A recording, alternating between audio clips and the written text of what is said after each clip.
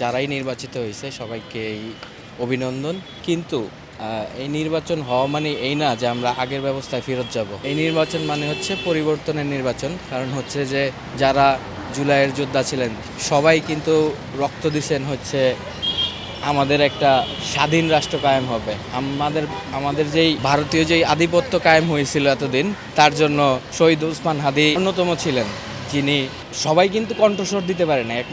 তিনি কিন্তু একমাত্র না, তার সাথে আরও লোকজন ছিল, বাট তিনি কিন্তু সবার অন্যতম একজন ছিল আর কি। যে আসলে আমি দেশের বাইরে থাকি, তারপরও আমি এখানে আসছি একমাত্র, ওনাকে আমি দেখি নাই চোখে, কিন্তু কিন্তু আসছি। উনি আমাদের দেশের জন্য যা করে গেছে সেটা আসলে 100 বছরেও এরকম লোকজন আসে না আমাদের দেশে। তো আমরা পরিবর্তন চাই আর কি। এইসব আধিপত্য বিরোধী আন্দোলনে আসলে আমাদের সবাইকে এগিয়ে আসা উচিত।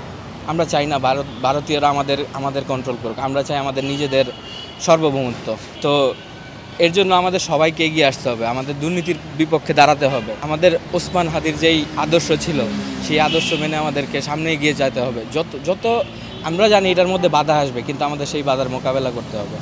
সম্ভব একমাত্র তখনই হবে যখন এই আগত যেই সরকার আছে, মানে এখন যেই সরকার নির্বাচিত হয়েছে, তারা যদি সর্বপ্রথম ওসমান হাদির বিচার করেন। আসলে আমাদের রাষ্ট্রে কোনো বিচার নাই। যখন থেকেই বিচারের আওতায় আসবে আসলে যারা অপরাধ করবে তাদেরকেই বিচারের আওতায় আনা উচিত। যখনই তারা বিচারের মাধ্যমে আমাদের সরকার রাষ্ট্র কায়েম হবে, তখনই মানুষের মধ্যে ওই ভোটটা জাগবে যে আসলে এই দেশে বিচার আছে। মানুষ হত্যা করে যদি মানুষ ভারতে পালিয়ে যায়, তাদের বিচার হয় না, তখন রাষ্ট্রটা আসলে দিন দিন ওই দিকেই চলে যায়। আগে যেই দিকে ছিল সেই দিকেই চলে যাবে। আমাদের রাষ্ট্র কায়েম করতে হলে আমাদের আসলে বিচার সব অপরাধীকে বিচারের আওতায় আনতে হবে। এটাই আমাদের প্রথম কাজ। যদি আমাদের দেশকে আরও সামনের দিকে নিয়ে যেতে হয়, দুর্নীতি কমাতে হবে। দুর্নীতি জিরো টলারেন্সের মাধ্যমে কমাতে হবে।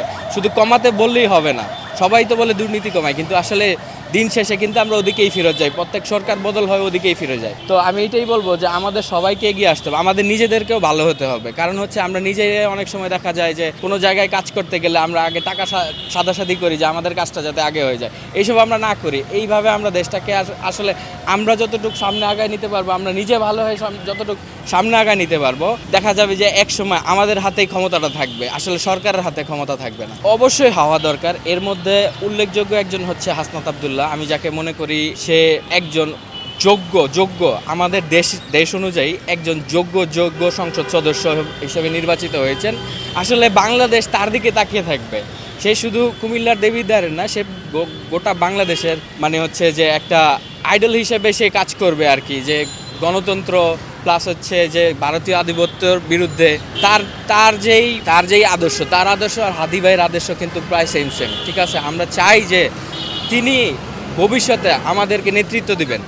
কারণ হচ্ছে যে তিনি এখন এমপি হয়েছেন, এক সময় আমরা আশা করি তিনি একজন বড় প্রধানমন্ত্রী পর্যন্ত হবেন। ঠিক আছে, আমরা চাই এরকম প্রধানমন্ত্রী আসুক যে আমাদের দেশকে প্রথমে বিবেচনা করবে। পরে হচ্ছে আমাদের পররাষ্ট্রনীতি।